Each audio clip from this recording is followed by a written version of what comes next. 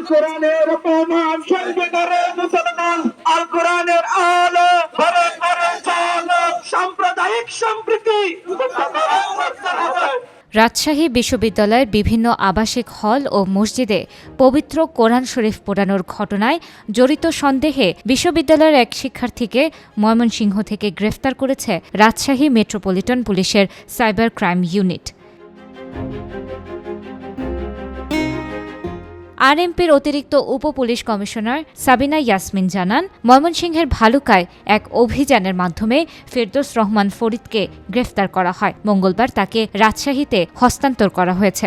ফরিদ রাবির management studies বিভাগের ৫ম সেমিস্টারের শিক্ষার্থী এবং ময়মনসিংহের ভালুকার বাসিন্দা। ঘটনার পর সে বিশ্ববিদ্যালয়ের হল থেকে পালিয়ে গিয়ে বিভিন্ন এলাকায় আত্মগোপন করেছিল।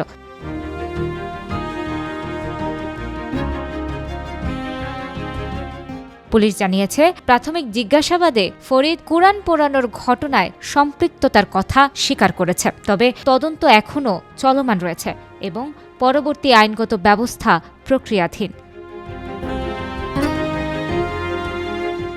এর আগে গত ১২ জানুয়ারি রাবির শহীদ জিয়াউর রহমান হল, শহীদ হাবিবুর রহমান হল, মাদার বক্স হল, মতিহার হল, সোহরাওয়ার্দী হল এবং শেরেবাংলা AK ফজলুল হক হলের মসজিদের মেঝেতে ও শেলফে পবিত্র কোরআন পোড়ানো অবস্থায় পাওয়া যায়। এ ঘটনায় বিশ্ববিদ্যালয়ের ধর্মপ্রাণ শিক্ষক শিক্ষার্থী সহ সংশ্লিষ্টদের মধ্যে ক্ষোভ ও বিক্ষোভের সৃষ্টি হয়। পরে বিশ্ববিদ্যালয় কর্তৃপক্ষ মতিহার থানায় একটি মামলা দায়ের করে।